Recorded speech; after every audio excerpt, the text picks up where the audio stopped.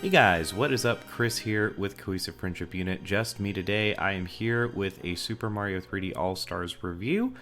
And before we get started, I just want to emphasize that these are all three great games which have literally changed the video game industry, specifically Mario 64, some of the best games of their generation. So as I draw critique towards the package, I want you to keep that in mind, that I am not necessarily putting digs on the games themselves.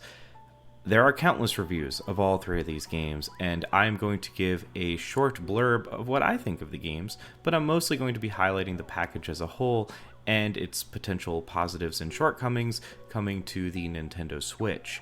For 3D remakes, or remakes in general, I like to imagine that there is an attempt to make a definitive version of the game so as you can abandon the original release and move on to your new and shiny hardware and not have to keep plugging in that old console. So that is the perspective I am going into this review with.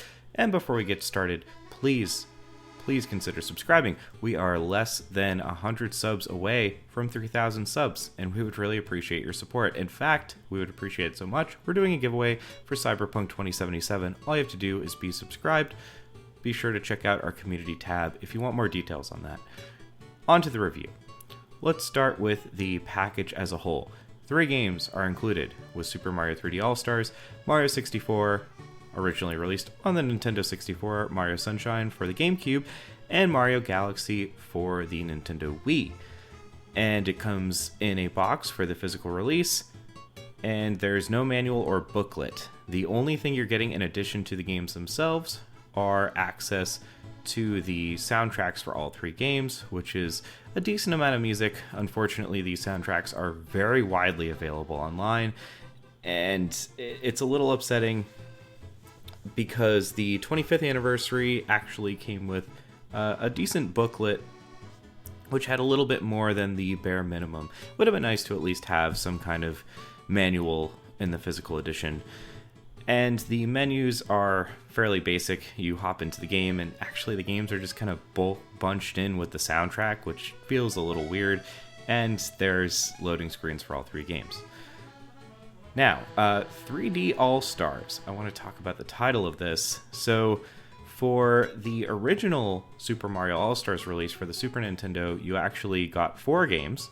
You got Super Mario World, Mario 1, 2, and 3, as well as the Lost Levels, all remade with the new Super Mario World engine.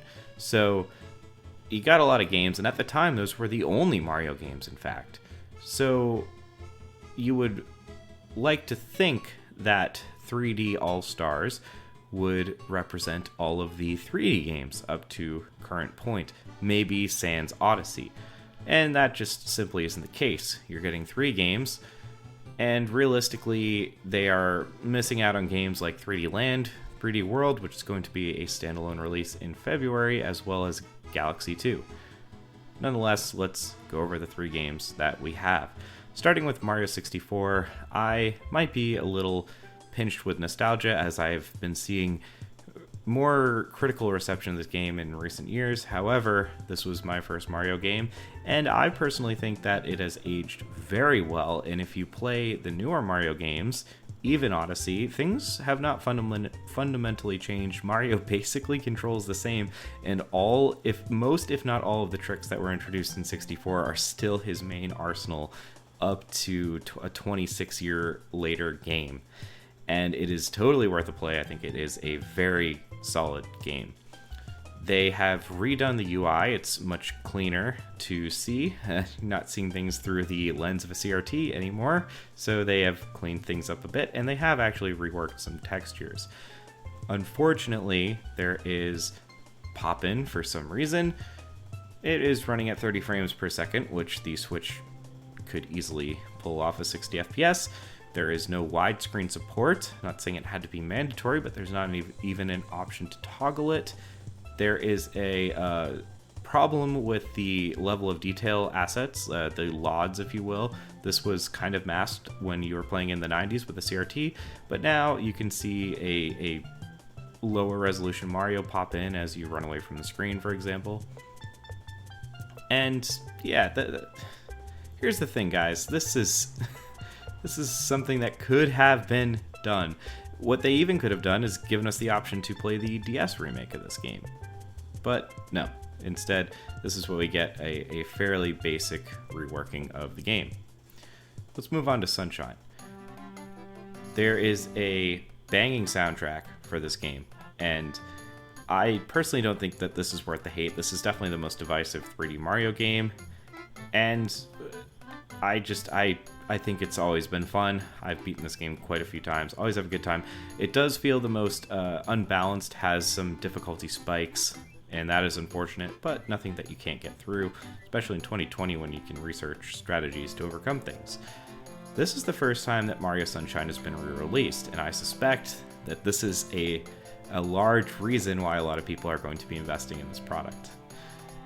That being said, it's not a perfect re-release.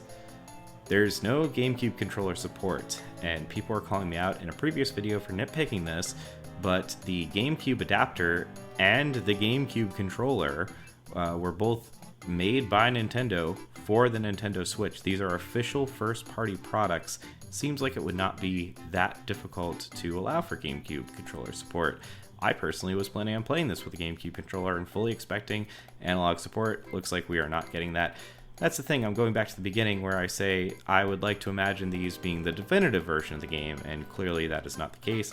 And in fact, I do not like the controls and the changes that they have made for the Switch version. The inverted water controls and the lack of camera zoom in particular annoy me for the precision water jet. The game also runs at 30 frames per second, which I normally would not be as upset about, except for the fact that they were literally running this game at 60 frames per second on the GameCube during demos in the early 2000s. I don't think it would have been much to ask to get 60 frames per second for 64 in Sunshine, especially because Galaxy is at 60 frames per second. Speaking of Galaxy, let's talk about some pluses on Galaxy.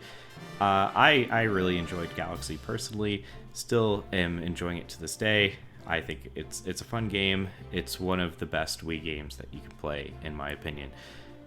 They have mapped the attack button to a button. You no longer have to waggle your arm. You can still waggle your arm to do it, but it is now mapped to a button, thank God. And it runs at 1080p, 60 frames per second, which is another saving grace. And I will take that and point it right back at Sunshine and 64. This just seems lazy to me. So for the negatives on this game, there really is only one negative. It's great that it's running at 60 frames per second and at a high resolution in widescreen. However, here's an alert to players in handheld mode, specifically Switch Lite players. I would say this game is basically unplayable in that fashion. The game heavily relies on you getting these little star fragments, and you can do that with the Joy-Con separated from the Switch. They basically allow you to emulate a Wiimote and faux point at the screen. You're not really pointing, you're using the gyro to simulate motion controls to collect these star pieces.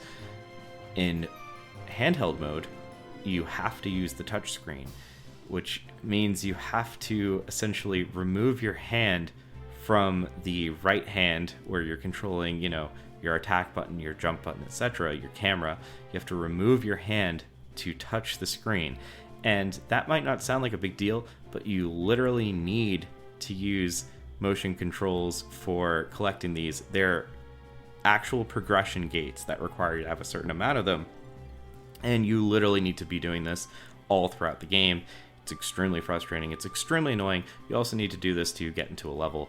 I really think Switch Lite owners are kind of SOL in playing Galaxy unless you happen to own a Pro Controller or a external set of Joy-Cons. I wish Nintendo would have mapped that control to the right stick. Seems like that is not the case, or removed those requirements of star fragments for progression. So, in conclusion, this is a disappointing cash grab that could have been so much more.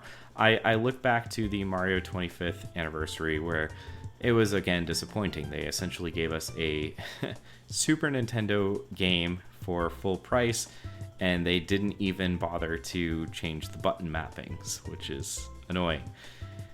Honestly, this should have been free for Nintendo Switch Online members to celebrate the 35th anniversary. It would have gotten more Nintendo Switch Online subscriptions.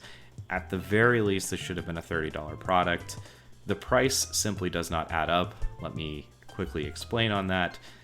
You could have gotten Mario 64. You still can buy Mario 64 for $10 on the Virtual Console. Sunshine has never been released, so I can't draw a price comparison to that. However, I will say it was sold for $20 at one point on the GameCube, and if we're going, it's rare for Nintendo to re-release GameCube games with minimal changes. However, I think the Prime Trilogy is a fair point where they re-released that game, which was not minimal work. They actually used Prime 3's control scheme on Metroid Prime. They released a $50 product with Prime 3, which was a current gen game at the time, Metroid Prime 3 on the Wii. They released Prime 2 and the original Prime. I would venture to say that those games, Prime 1 and 2, were selling for, in that $50 package, $10 a pop, with Prime 3 selling it for $30. You can play around with the prices however you want. Regardless, that even was over 10 years ago. I think $10 is not too much to ask for Sunshine. And Galaxy 2, not Galaxy 1, because that has not been re-released up to this point, was released for $20 on the Wii U in the Virtual Console. So essentially, there's a lot of precedents pointing to a Nintendo 64, a Nintendo GameCube, and a Nintendo Wii game with minimal effort put in, minimal work put in, to retail at under $60. However, Nintendo has opted for the $60 treatment. And it's lacking 3D games. I would argue, like I said earlier, we should have at least 3D Land, 3D World, and Galaxy 2. And this March deadline Disney Vault bullshit is frankly unacceptable. There is no reason that this game should have a limited run unless they are pressuring you to spend money. It's just not right. I do not like this faux ownership of software, and it should not be supported. However, on a positive side, this is a passable way to play some of your favorite 3D classics on the go and on the Switch. And if you've been having a thirst for any of these three games, and you are not playing on handheld mode for Galaxy, then you'll have a pretty good time with this package. That's all for me, and I will catch you next time.